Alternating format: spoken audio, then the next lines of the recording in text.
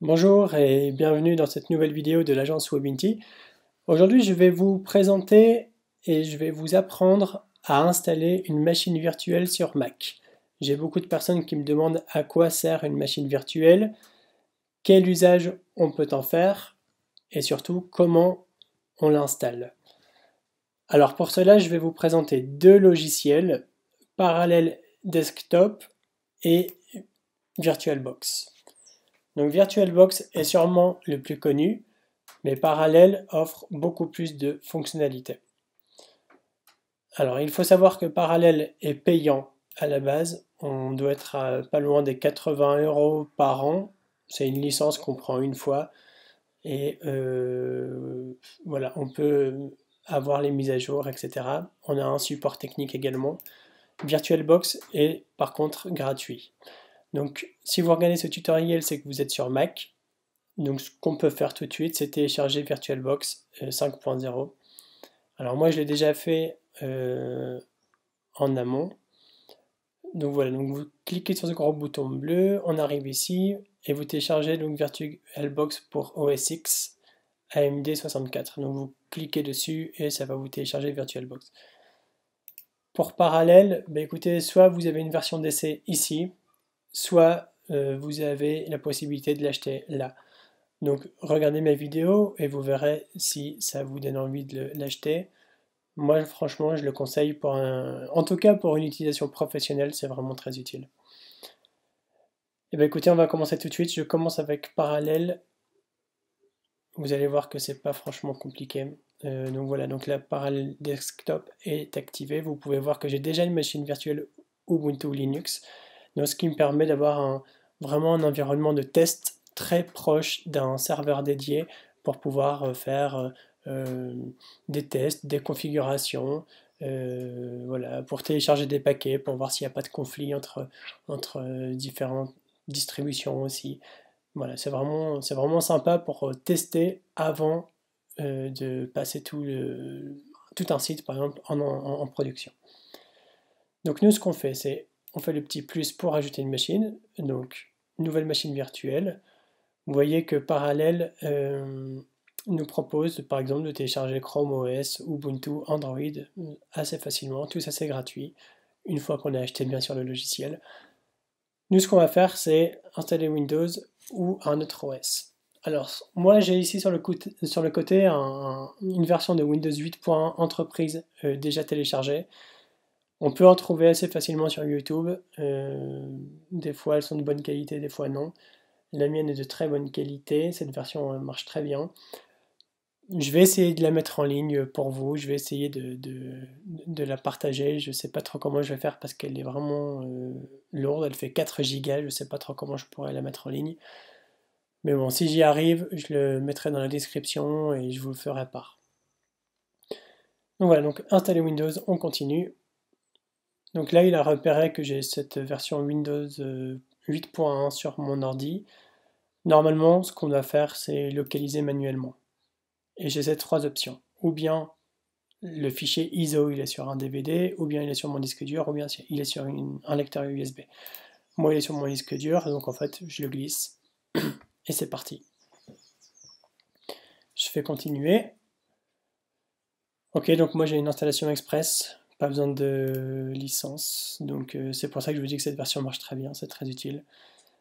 Et ici voilà, on peut choisir l'utilisation principale de Windows, donc productivité, pour des jeux, pour du design, développement.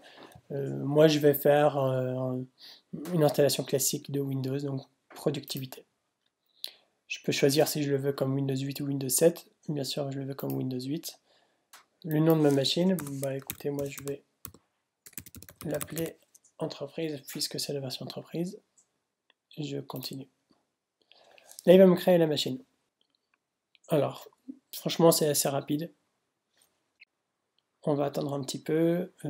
C'est plus ou moins comme si vous installiez Windows sur un nouveau PC, pratiquement pareil. Pendant qu'il fait ça, je vous propose d'aller voir un petit peu le VirtualBox. On va voir si on peut l'installer ensemble.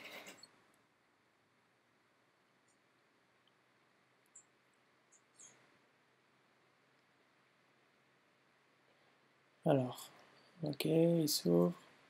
Voilà, donc classique sur Mac, on prend l'icône de l'application qu'on met dans notre dossier application, donc il va se télécharger.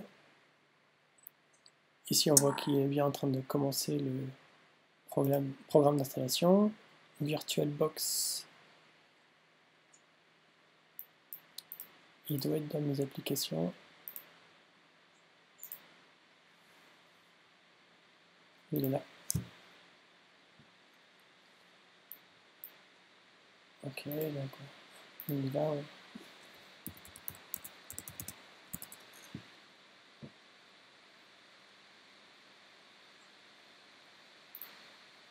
Voilà, ici il copie les fichiers, c'est vraiment classique. On attend un petit peu.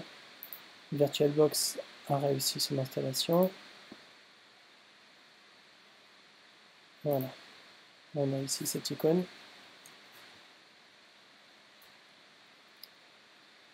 Je vais le laisser de côté pour le moment.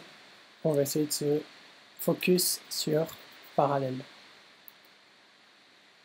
Ce que je vais faire, c'est que je vais attendre l'installation et puis je vais vous reprendre juste après.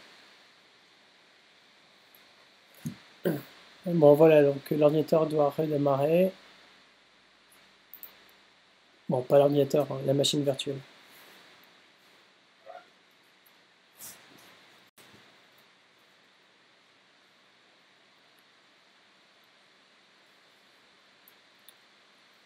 Alors là, vous pouvez voir qu'on ne voit plus ma souris. Même si je bouge ma souris, on ne voit plus mon curseur.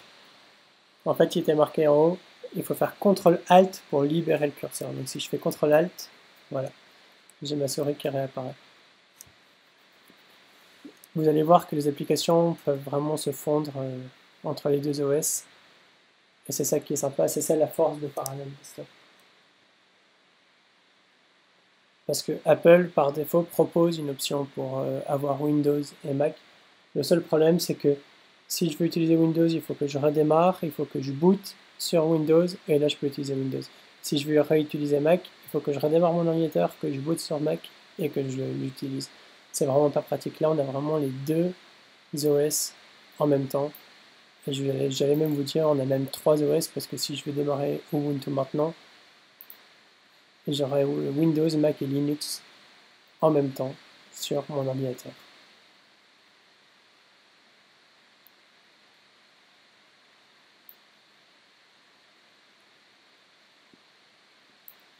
Vous voyez, donc là on a vraiment l'installation de Windows 8, comme si on avait un ordinateur tout neuf. L'avantage, c'est que là, je vais pouvoir utiliser n'importe quel logiciel Windows sur mon Mac. Je pourrais même mettre dans mon dock, ici, je pourrais même y placer des applications de Windows dedans. C'est vraiment une intégration super bien faite entre les deux systèmes d'exploitation. C'est pour ça que je le recommande vivement. C'est vrai que c'est payant, mais bon, voilà, quoi, ça vaut vraiment la peine. Je vais vous montrer après. Là, pour le moment, on n'a que des applications de Mac. Mais je vous montrerai après qu'on peut vraiment placer des applications de Windows dans le dock, ou même n'importe où, sur mon bureau, à n'importe quel endroit.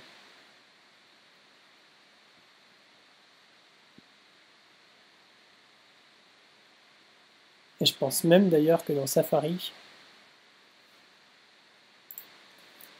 il y a un onglet qui se crée, il y a un onglet qui se crée pour aller voir les pages sur Internet Explorer. Donc vous voyez un petit peu comme ça va loin. Bon là c'est bon, tout est en train de se créer tranquillement. Ouais, Safari, pas besoin.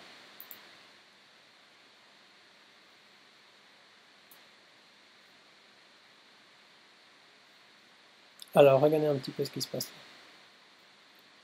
Vous voyez en haut, ça c'est vraiment les icônes de Windows. Là j'ai une intégration totale de Windows dans mon Mac. Alors c'est pas franchement, moi c'est pas franchement l'affichage que j'aime.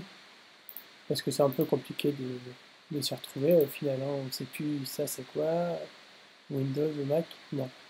C'est parce que dans l'affichage, je suis en mode cohérence. Le mode cohérence, regardez, là j'ai mes applications de Mac, là j'ai mes applications de Windows, et même là de Linux. Voilà, là j'ai mes applications de Windows, vous voyez. Les jeux, mes documents, si je veux voir mon bureau. Alors, je ne sais pas pourquoi il fait ça, je vais quitter mode cohérence, parce que moi je trouve pas ça... Vous voyez, c'est un peu bizarre le mode cohérence, hein. Là je suis sur Windows, mais on voit derrière encore mon fond d'écran de Mac. Donc moi je quitte le mode cohérence, et voilà, je préfère avoir deux fenêtres bien distinctes, que je peux redimensionner, hein. Je vais prendre un autre coin. Voilà. Donc comme je vous disais, là je suis sur mon bureau, ça tourne très très bien, c'est rapide, il n'y a aucun problème. Hop. Voilà, donc là j'ai Internet Explorer par exemple. Ça permet aussi, quand on fait du développement, d'avoir des références, des comparaisons entre plusieurs navigateurs pour voir si les sites sont bien codés, sont bien optimisés. Alors, ouais, c'est la première fois que j'utilise là, puisque je viens d'installer avec vous, donc du coup il me propose des tutos que moi je m'en fous. Non, non, pas pour le moment. Bref, voilà, là je suis sur Internet Explorer. On voit que ça marche bien, il n'y a pas de souci. Alors, je suis pas encore familier avec cette version-là, je sais que je peux quitter, voilà, c'est ça. Alors, qu'est-ce qu'on pourrait voir par exemple? Ici, j'ai les paramètres du PC par exemple. Je sais que ces paramètres du PC là, je pourrais dire option garder dans le dock. Ça veut dire que, comme ces applications-là, elles sont toutes gardées dans le dock, mais là, ça veut dire que si je ferme mon Windows, alors vous allez voir aussi la rapidité, hein, c'est super rapide. Je ferme tout ça. Là, j'ai gardé un dock. Windows est totalement fermé, mais si je clique dessus, il ouvre parallèle.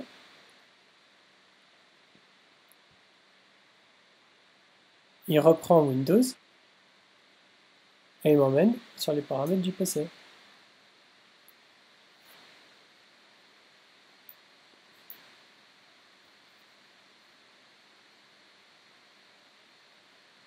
Voilà, là il prend un peu son temps.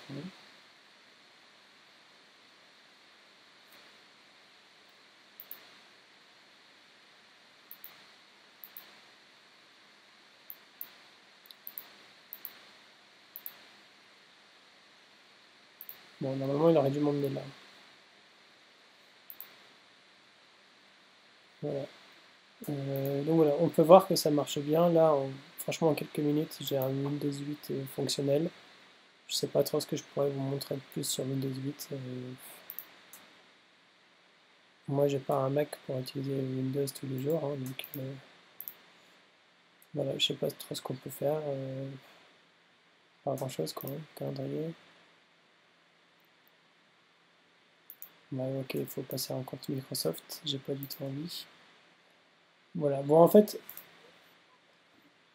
on a trois modes, hein. On a le mode Modality, ça sera vraiment une petite fenêtre comme ça en plein écran. On a le mode classique, qui est comme ça. On a le mode plein écran. Alors là, regardez, hop, me voilà complètement sur Windows. Ok, donc là j'ai un Windows 8 fonctionnel, comme je vous disais, donc parallèle, ça marche très bien, c'est rapide. Et ici, bon bah c'est pour détecter tout, hein. Vous voyez ici, je peux faire, c'est pour faire, comment on appelle ça, les drivers. C'est mon driver de clavier, USB, CD-ROM s'il faut, disquette, le son. Ici c'est pour partager des fichiers, on peut partager des fichiers entre Windows et Mac. Voilà. Ce que je peux vous montrer, c'était ça, par exemple, si je vais ici et que j'appuie là, normalement il devrait s'amuser à aller ouvrir mon site. Voilà, dans Internet Explorer. Donc c'est pour vous dire comme ils ont poussé l'intégration, quoi. Ça marche bien. Ok, donc ça c'était pour Parallel. Maintenant on va parler un petit peu de VirtualBox. La configuration est un peu plus complexe. C'est gratuit, mais plus complexe. Donc voilà, donc là j'ai VirtualBox, on me demande de créer une nouvelle machine. On va l'appeler Windows 8.1, Microsoft Windows. C'est très bien, ça je fais suivant. Ici on me demande déjà quelle est la quantité de RAM que je veux lui attribuer. Donc moi j'ai 16 Go, donc j'ai 16 Go, donc je peux y aller, je vais mettre 8. Ici il faut faire l'option par défaut, créer un disque dur virtuel. Pareil, l'option par défaut, on fait suivant. Dynamiquement alloué, une taille fixe. Dynamiquement, ça veut dire que par exemple si je lui mets 70 Go maintenant, mais que au final je vais tellement de fichiers dessus que ça va prendre 100 Go, automatiquement il va agrandir sa taille. Donc le disque dur va agrandir sa taille. Taille fixe, ben, au bout d'un moment il sera saturé, donc dynamiquement c'est toujours un peu mieux. Là ici je choisis ce que je veux lui mettre. Je sais pas, je vais mettre 60 Go pour le moment, 64. Et voilà, donc là on peut croire que c'est terminé, mais non, puisque on n'a pas encore chargé le fichier ISO. Donc elle est créée, la configuration est créée, mais maintenant il faut faire démarrer. Et là il dit, j'ai besoin d'un disque pour démarrer. Donc moi je l'avais mis sur mon bureau. Start. Alors vous pouvez voir que, ouais, moi je trouve que tout l'affichage et tout ça, ça fait un peu plus vieux. Par rapport à Parallel, c'est un peu plus vieux. Désolé pour la pixelisation là, mais avec l'écran Retina, ça passe pas très bien. On va voir d'ailleurs, est-ce que c'est plus long, est-ce que c'est plus rapide en termes d'installation. Ok, déjà, on n'avait pas à faire ça tout à l'heure.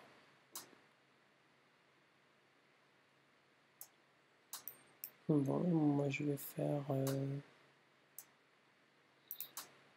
ça. Ok, donc là on est au même écran que tout à l'heure.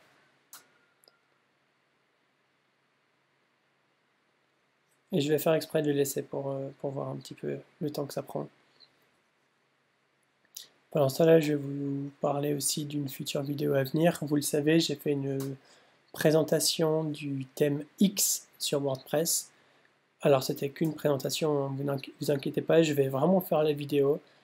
Je vais vraiment vous montrer la création du site de A à Z. On avait fait l'installation sur le nom de domaine webinty.me. Donc on va continuer, hein. On n'avait fait que l'installation de WordPress. Ensuite là on va installer le thème. Et on créera vraiment un site de A à Z. Je vais trouver un petit exemple sur Photoshop, un truc un peu sympa, un peu moderne, responsive également. Et puis on fera la création de A à Z sur WordPress avec le thème X. Donc ça c'est prévu.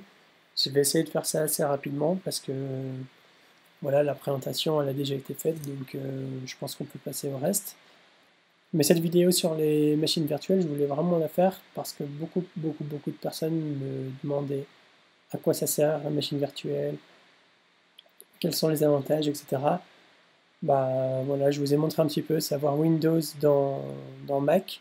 Surtout, ça permet d'utiliser des logiciels de Windows qui ne seraient pas compatibles avec Mac, mais il y a aussi d'autres utilisations. Par exemple, si on veut router un appareil Android, sur Mac, c'est pas possible avec Odin, par exemple, on peut pas le faire. Donc on a besoin de Windows. Et par exemple, le jailbreak pour iOS 9, je pense que le jailbreak, on peut le faire que sur Windows aussi. Je pense qu'il n'était pas disponible sur Mac.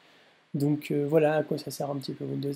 Pareil, si vous jouez à des jeux, n'importe lesquels, on peut les faire tourner sur Windows dans la machine virtuelle. À condition d'avoir déjà à la base un PC assez puissant. avec pas mal de RAM. Bon, moi j'ai 16 Go donc ça va, mais il faut pas mal de RAM pour faire tourner des jeux parce que sinon c'est comme si vous faisiez tourner un ordi dans un ordi, quoi. Donc c'est pas idéal. Bon, vous avez vu qu'il a fait toute sa petite préparation. On va voir, normalement ça devrait être bon dans pas trop longtemps. L'avantage de VirtualBox c'est que voilà, c'est gratuit, donc n'importe qui pourrait l'utiliser. Le plus compliqué au final c'est se fournir ce fichier Windows là, hein, le fichier ISO. Mais bon, sur YouTube il y a vraiment pas mal de choix.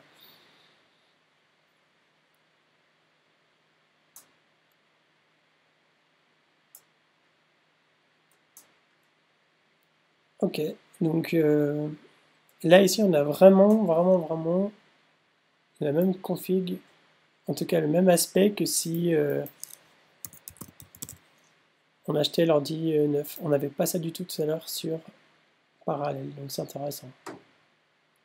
On va faire la configuration rapide, hein, je ne vais pas prendre trop de temps à faire ça. Bon, j'espère qu'il ne va pas me demander un compte Microsoft par contre. Ok. Bon, c'est parti.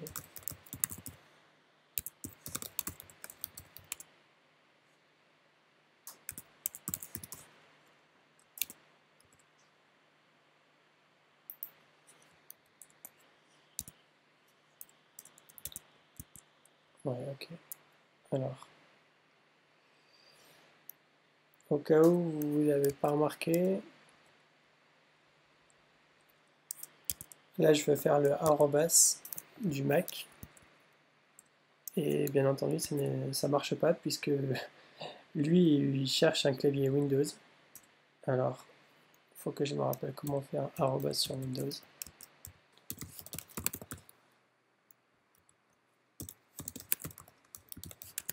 Bon, bah désolé alors pour ce petit moment angoissant.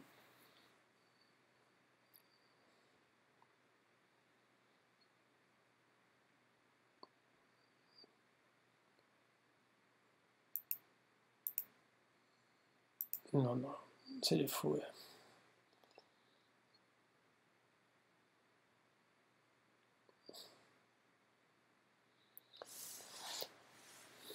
Voilà, là, je sais pas si vous voyez, vous, la pixelisation, ça fait mal aux yeux.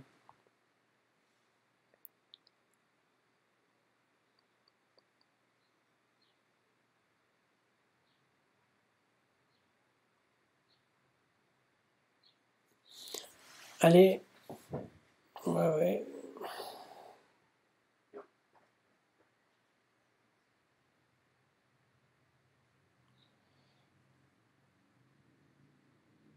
Ouais, moi je m'en fous, je désactive. Et c'est quoi ce truc là? Pas besoin.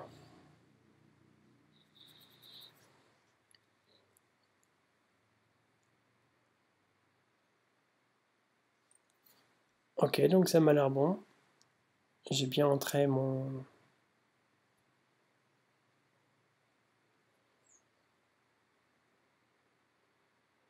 compte Microsoft. Tout ça, ça m'a l'air ok.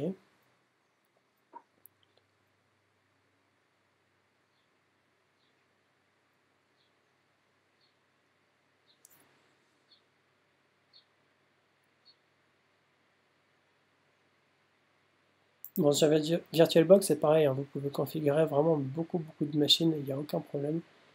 Le seul truc, c'est que chaque machine prend un petit peu d'espace sur votre disque dur, donc faut pas non plus faire le bourrin. Mais on pourrait très bien avoir une machine Windows, une Linux, pourquoi pas, et pourquoi pas une Ubuntu ou autre. Il n'y a aucun problème, il suffit simplement de faire nouvelle. Je sais pas, par exemple, on prend Linux Ubuntu. On fait suivant, on met le nombre de RAM qu'on veut. On fait pareil, on crée, on fait suivant, on fait suivant, on crée, on démarre. Vous allez voir que c'est beaucoup plus rapide que Windows parce que voilà, on va aller chercher ce que j'ai besoin. Je crois que je ne l'ai pas ici. On connecte ça. Attendez 2 secondes. Hop. Je vais l'avoir ici. Ici.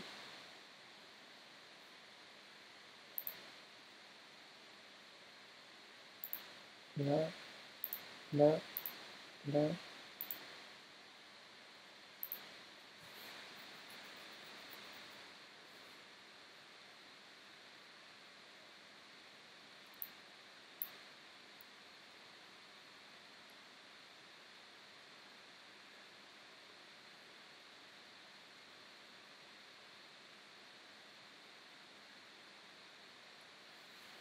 Et voilà, donc là il va installer Ubuntu 14.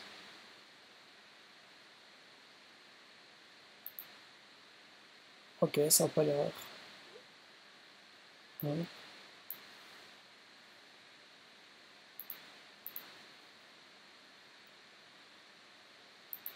Donc là vous voyez j'ai Windows, Linux et Mac. Plutôt cool, hein? Bon, je vais pas faire toute l'installation, mais vous avez compris le principe.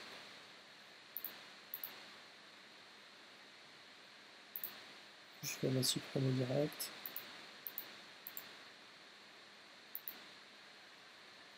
Supprimer tous les fichiers. Bon, ça on va attendre par contre parce que c'était le but de la vidéo, donc je vais vous montrer quand même que tout marche bien, et surtout avec une version gratuite.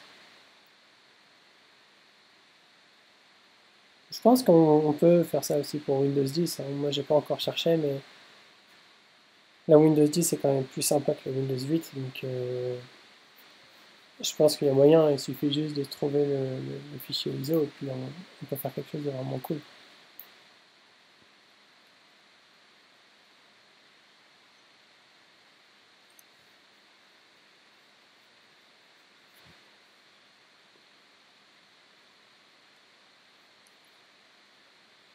Alors ceux qui regardent la vidéo, qui font du développement web et tout ça, n'hésitez pas à m'ajouter sur Slack, je vous montrerai le lien dans la description.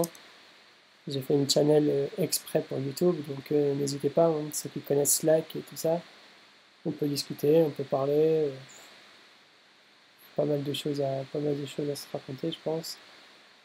Quand on fait du développement, c'est tellement vaste que voilà, des sujets de discussion, il y en a des millions. Il y en a des millions.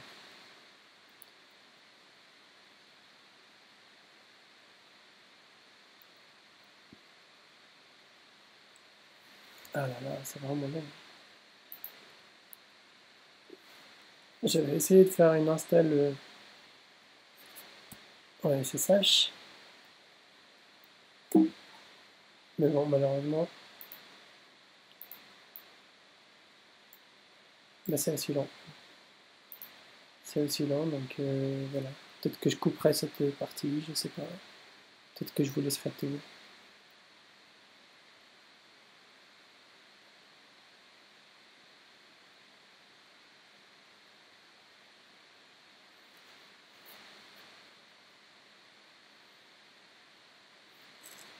Bon alors, pendant qu'on est là, hein, je vais essayer de combler le vide, mais j'ai fait la mise à jour du coup du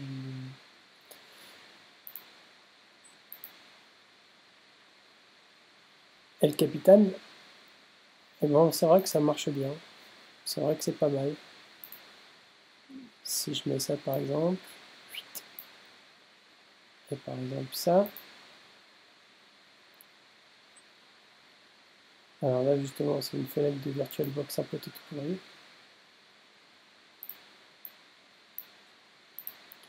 Alors, ça va prendre une fenêtre de Windows, une fenêtre de ça par exemple, ouais.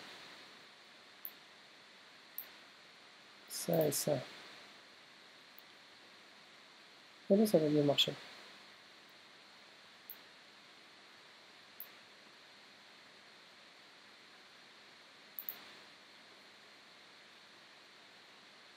Ouais.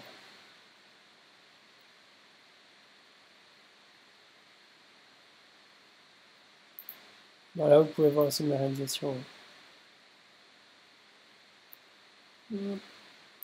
Hop, ça,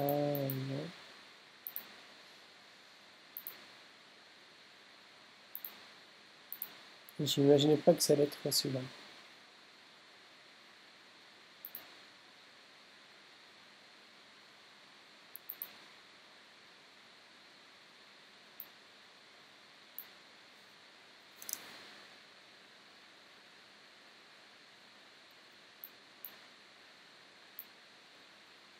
Au moins, ça permet de comparer les différences entre Parallel et VirtualBox, si vous voyez un petit peu.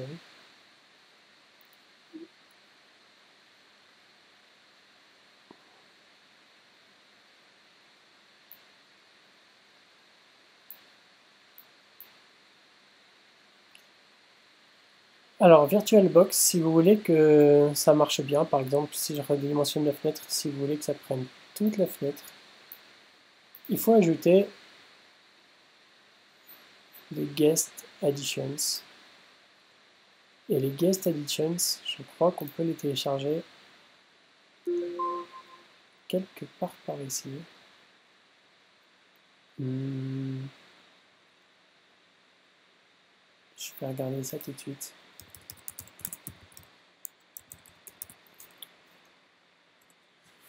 Ah non, Mac.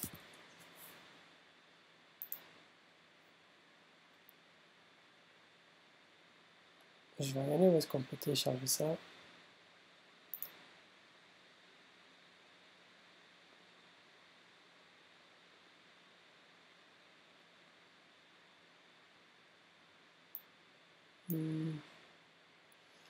C'est ça un petit peu le problème du VirtualBox. C'est que là, mon Windows marche.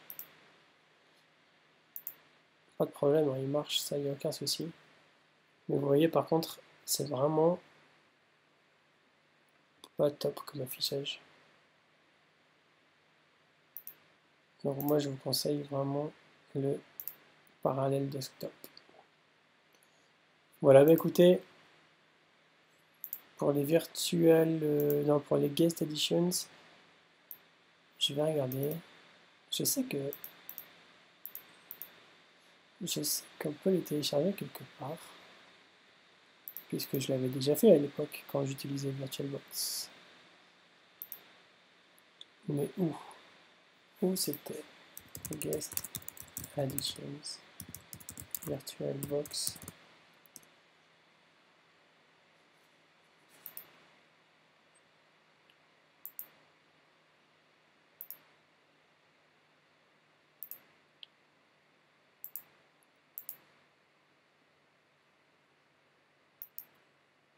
Parce que ce que j'ai pas précisé quand même, mais vous êtes rendu compte sûrement, c'est que ici, oh non,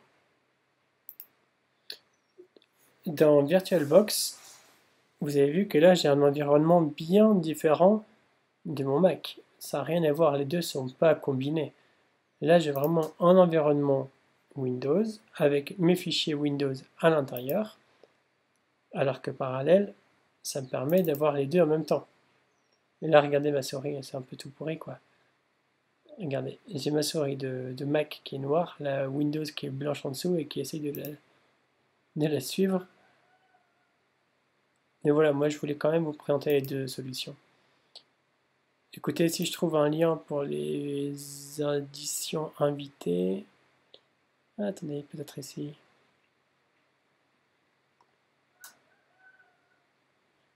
Ouais, donc c'est ça, hein. Il y a bien un truc à télécharger. Euh,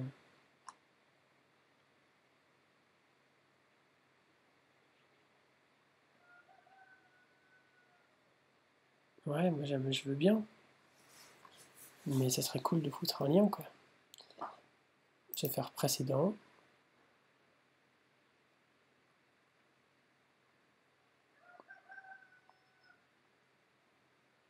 Ouais.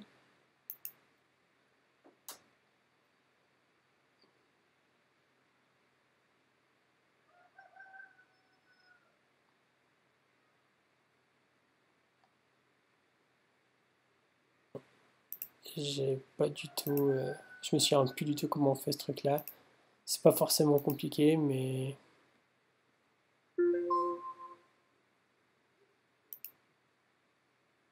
ben voilà, c'était ça. J'ai cliqué ici, on fait exécuter. Vraiment, c'était facile. Suivant, suivant, installer.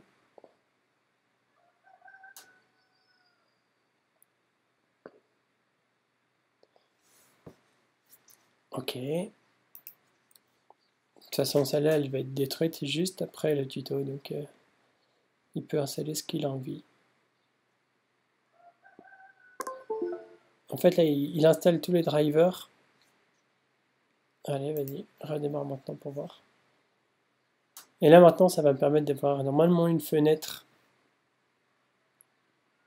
qui se... Une fenêtre digne de ce nom, en fait. Ah, voilà. Hop là.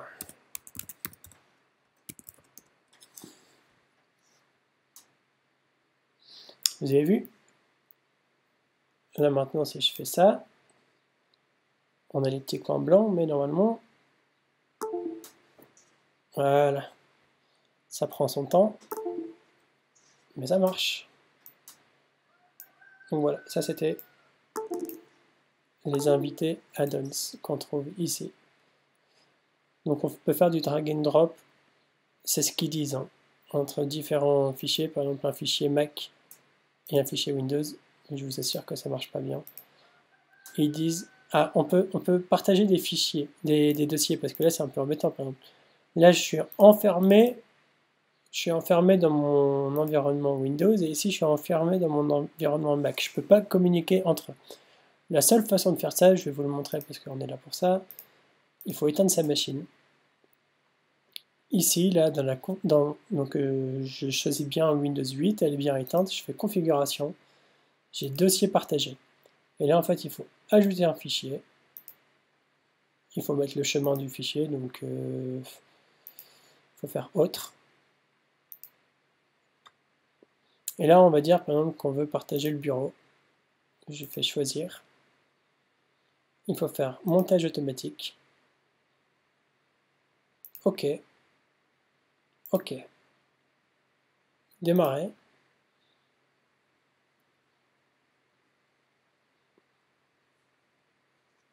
Bon là, le Windows 8, il est plus rapide, hein. Maintenant, une fois que tout est bien installé, ça va vite, normalement.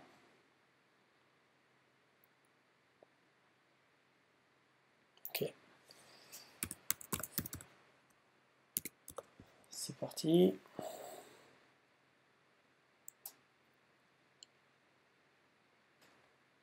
Bon voilà, écoutez, peut-être que c'est ici. Et voilà, c'était là. Et là, vous pouvez... Donc, je vous remonte, hein. Je vais là. Donc, je vais dans périphérique et lecteur, desktop. Et là, ici, je suis bien sur mon bureau de Mac.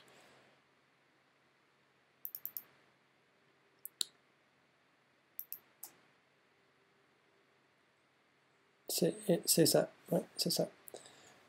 Seul truc, c'est que voilà, c'est pas très propre parce que ça, c'est un fichier qui est créé par Mac. Ça, c'est des fichiers de Windows, vous voyez. Donc, c'est mélangé. C'est pas très propre. Mais bon, c'est possible s'il faut, par exemple, partager un document, Word, Excel, n'importe quoi. Après, vous me direz, il y a Dropbox, je suis d'accord. Mais voilà, au moins, je vous ai présenté un petit peu dans l'ensemble cette machine virtuelle avec VirtualBox. C'était peut-être pas forcément clair tout le temps parce que ça fait très longtemps que je ne l'ai pas utilisé, je suis beaucoup plus à l'aise sur Parallels. Mais c'est pas grave, ça vous a donné une vision des deux. Donc si vous avez aimé ce tuto, n'hésitez pas à laisser un commentaire, à vous abonner surtout, et un petit pouce bleu, ça serait super cool. Et puis on se retrouve dans une prochaine vidéo, cette fois-ci on parlera du thème X sur WordPress. Voilà, bah écoutez, je vous souhaite une bonne continuation, à très bientôt. Et puis, bonne journée, bonne soirée. Ça dépend à quelle heure vous voyez cette vidéo. Ciao.